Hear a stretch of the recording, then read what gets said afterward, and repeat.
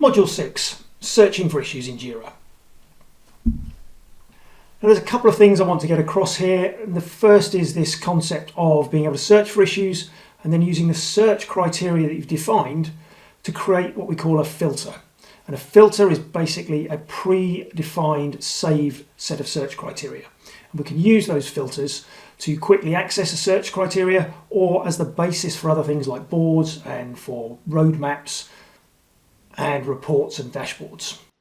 So coming over into Jira then, what you'll find is when you select issues in the left-hand menu is that you'll see a list of default filters. So these are inbuilt filters that Jira has pre-configured. And if you take one of these, for example, My Open Issues, that will show you the filter based on the search criteria for the current user being the assigned logged in user and the status category being in a to-do or in progress status. So behind this filter is a set of search criteria, and you can modify that search criteria yourself and save it, or you can create your own search criteria.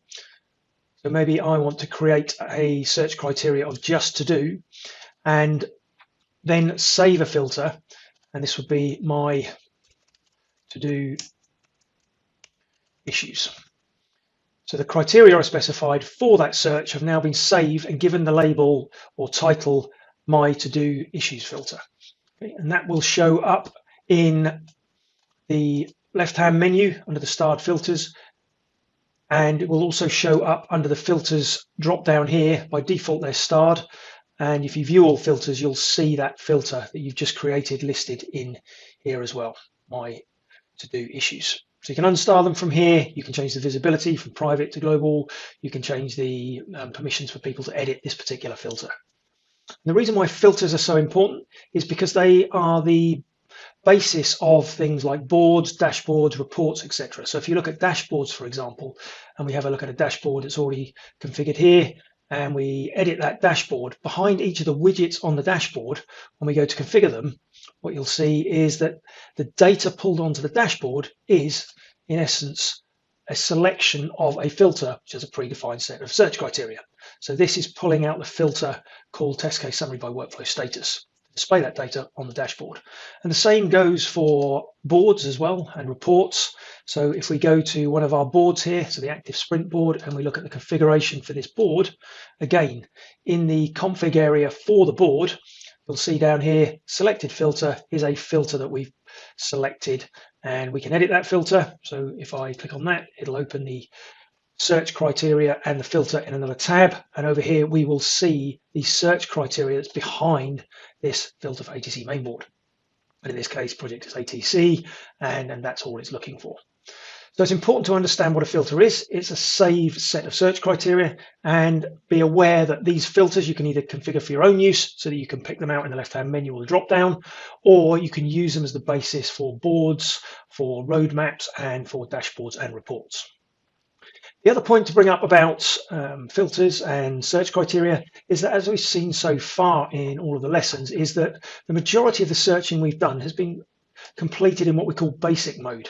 But there is two modes to Jira. There's this JQL mode, which is called Jira Query Language, and it's much like SQL or Structured Query Language for databases.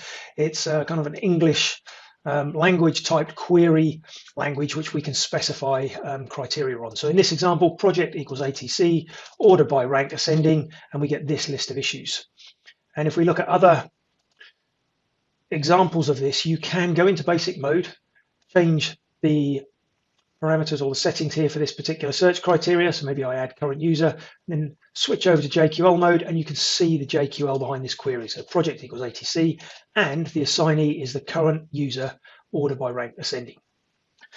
And the real power that's behind Jira is the flexibility of this JQL query language. And we drill into this in a lot more detail in 4 or 5 videos that we'll put the link to below that explain JQL in more detail. And we also have a link below to a cheat sheet that covers all of the core JQL syntax. Like I say, there's lots of other things like functions to pull out issues for open sprints, closed sprints, for example, dates and times, fixed versions, all sorts of clever functions, features in that JQL capability. For now, though, those are the 3 things you need to understand about search in Jira. One is the search criteria. 2 is that search criteria can be saved as a filter. And 3, every search criteria has behind it JQL, which is the back-end language for searching for issues in Jira.